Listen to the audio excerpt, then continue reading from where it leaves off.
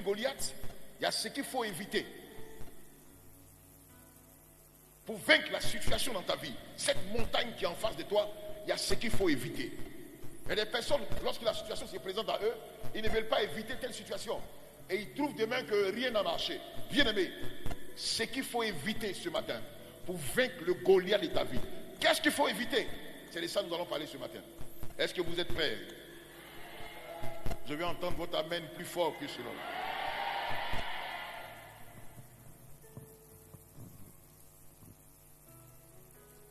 C'est comme devant toi, il y a un trou et tu ne fais pas attention à cause des herbes et tout ça. Et quelqu'un qui est informé qu'il y a un trou te dit, évite de passer par là. Dans ton orgueil, tu dis, mais mon ami, tu es qui ce matin?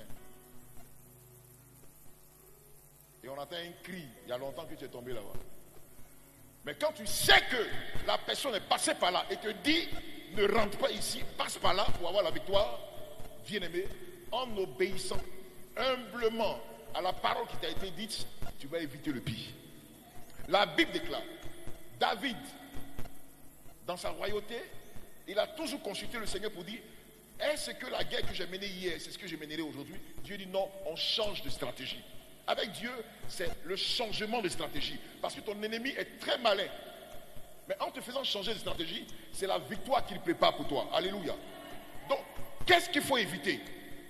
Le chemin à éviter, la conduite à éviter, le comportement à éviter, la manière à éviter, qui nous donnera la victoire sur notre Goliath, qui donnera la victoire sur la pauvreté, qui te donnera la victoire sur cette montagne dans ta vie, qui te donnera la victoire sur les circonstances de la vie, qui t'empêche d'avancer.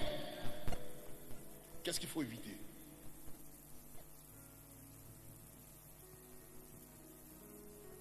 Un jour, j'allais rendre visite à ma mère et puis je revenais. Il y avait une bagarre qui s'est éclatée.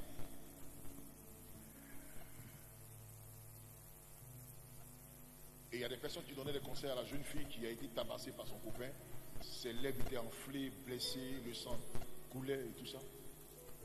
Et il y a sa camarade qui disait, mais je l'ai dit d'éviter de passer ici. Le type là, il habite là. Tu l'as insulté hier. Voilà, éviter de passer ici. J'ai dit ça, mais on dirait qu'elle est maso.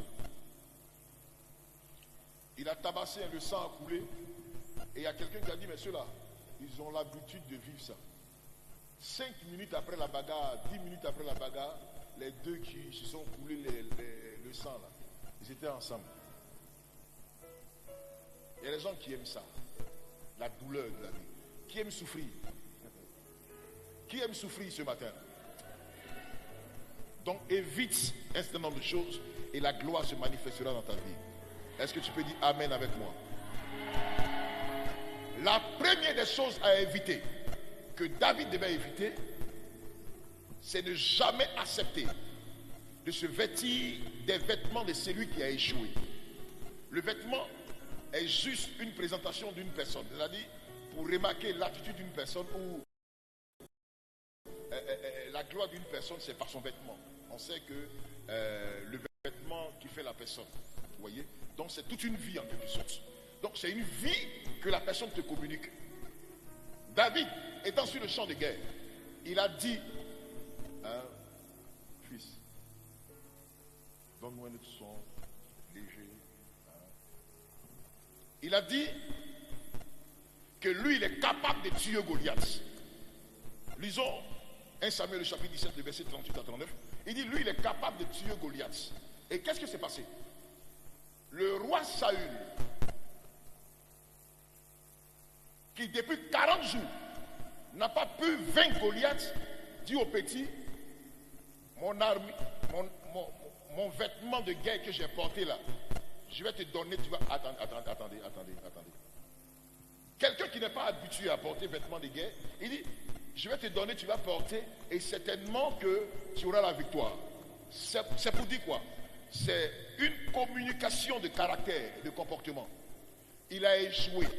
Lui, il te dit, bon, tiens son vêtement, son épée, et puis va en guerre. Lisons ensemble, allons-y. Saül fit mettre ses vêtements à David Il plaça sur sa tête un casque d'airain et le revêtit d'une cuirasse. David ceignit l'épée de Saül par-dessus ses habits et voulut marcher car il n'avait pas encore essayé.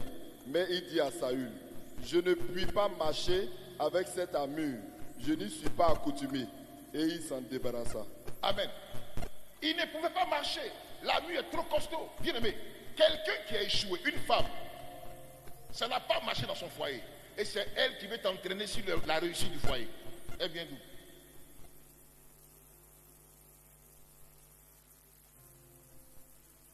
Elle vient d'où? Le problème que nous avons, c'est ça. On veut se connecter à quelqu'un qui n'est pas allé quelque part. Un aveugle ne peut pas conduire avec les deux vont tomber dans un trou. Si tu veux réussir, donne ta vie à celui qui est déjà passé par là, qui a déjà eu la victoire. Ou soit, laisse Dieu t'amener à faire ton expérience propre. S'il n'y a personne pour t'indiquer, Dieu est capable de t'ouvrir les portes.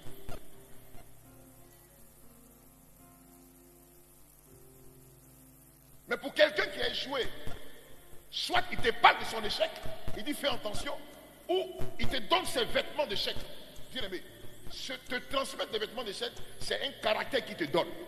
Ne prends jamais le caractère de celui qui a échoué. Ne suis jamais le chemin de celui qui a échoué. N'emprunte jamais la voie de celui qui n'a jamais réussi. Tu ne réussiras jamais. Ça n'ira jamais dans ta vie.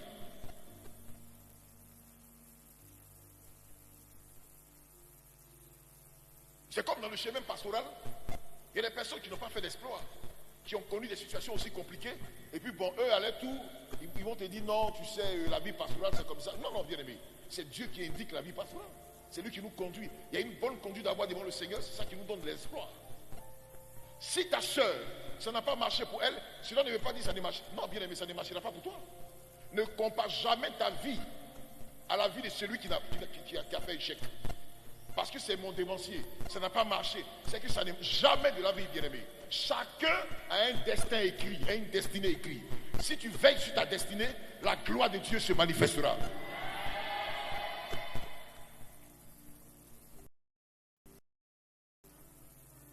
Quelqu'un qui n'a jamais réalisé, il n'a jamais acheté une terre, il n'a jamais construit une maison, c'est lui qui va te donner un conseil. Le conseil qu'il va te donner va dire, tu sais mon fils, l'argent là, il faut manger. Mais quelqu'un qui a réalisé, quelqu'un qui sait comment on construit une maison, bien aimé, lorsque tu auras de l'argent, il te dira comment tu dois te conduire. Qu'est-ce que tu dois faire? Comment tu dois investir? Mais quelqu'un qui pense au gaspillage, lorsqu'elle a 1 million, elle mange tôt le matin les placalis, elle achète tout, elle rentre dans n'importe quel magasin, c'est là qu'elle va porter des sacs aussi chers, aussi, je vais dire, pour se présenter. Comment tu es habillé en tout ici ce matin? Oh, tu dors chez les gens. Mais 1 million tu as eu là. Dieu te l'a donné pour que tu fasses quelque chose qui va demain te rapporter.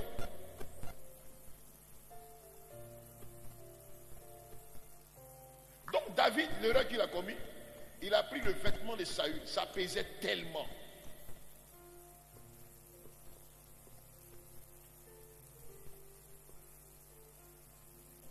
La deuxième chose, c'est de se débarrasser rapidement. Dis avec toi, débarrasse-toi. Encore, débarrasse-toi de ce qui ne peut pas t'aider. Débarrasse-toi.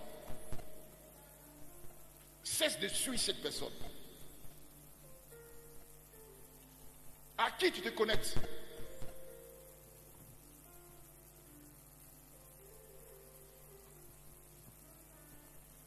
1 Samuel 17, à partir du verset 39b, la Bible dit quoi?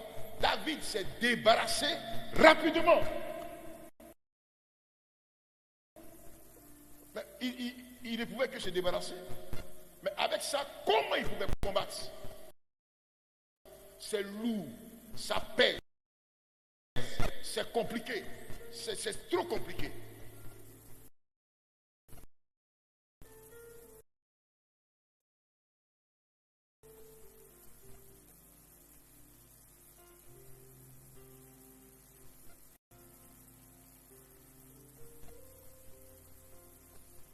Débarrasse-toi.